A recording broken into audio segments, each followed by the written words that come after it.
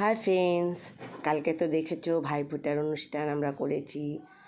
আজকে দেখো ভাইফোঁটার অনুষ্ঠানে আমরা কি কি আয়োজন করেছিলাম খাওয়া দাওয়ারে। তো এখানে আমাদের গরম গরম ফুলকো লুচি বানাচ্ছিল আমার দিদি। আমরা সকালের নাস্তা রেখেছিলাম, মানে জলখাবারে রেখেছিলাম লুচি আর ঘুগনি।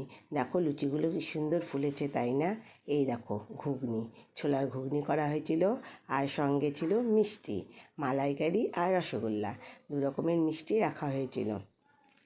আমার দাদা অত মিষ্টি পছন্দ করে না, তবে ওই খাওয়ার পাতে একটু মিষ্টি দিতে হয় তাই। তারপরে এই যে খাওয়ার টেবিলে দাদার সাথে আমরা সবাই ফটো তুলে নিলাম। এখন দুপুরের খাওয়ার আয়োজন দেখাচ্ছি কী কী বানিয়েছিলাম। এই যে ভাত, মুসুরির ডাল বানানো হয়েছিল। এই দেখো মোটামুটি হালকা পাতলা করেই বানানো হয়েছিল মুসুরির ডালটা। আর আমরা এই মুসুরির ডালের সাথে মুখে দিয়ে ভাজা বানিয়েছিলাম খাওয়ার জন্য মুখে, সেটা হলো পটল ভাজা। আর একটু শাক ভাজা করা হয়েছিল।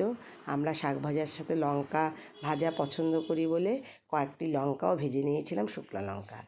আর এদিকে দেখো রুই মাছের ঝোল করা হয়েছিল ফুলকপি দিয়ে, নতুন নতুন ফুলকপি উঠেছে, আলু ফুলকপি দিয়ে রুই মাছের ঝোল করা হয়েছিল। আর এদিকে তোমার বানানো হয়েছিল চিংড়ি মাছের মালাইকারি। এই দুই রকমেরই আইটেম ছিল আমাদের মাছের দিক থেকে।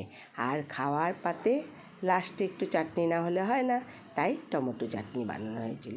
দেখো তো আমাদের খাওয়ার আয়োজনে যা যা বানানো হয়েছে সেগুলি কেমন লাগছে তোমাদের। আর আমাদের ভাইফোঁটার অনুষ্ঠানে আমরা ছোট্ট করে একটু আয়োজন করেছিলাম, সেটাই তোমাদের সাথে শেয়ার করলাম। তোমাদের যদি পছন্দ হয় তাহলে ভিডিওটি লাইক, শেয়ার এমন কমেন্টস করে জানিও।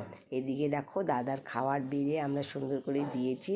আমি এই ফাঁকে একটু ভিডিও করে নিয়েছি যে দাদার খাবারটা একটু সব আইটেমই অল্প অল্প করে দেওয়া হয়েছিল, কেন পরে লাগলে আবার দেওয়া হবে, বেশি খেতে চায় না তো সেই জন্য।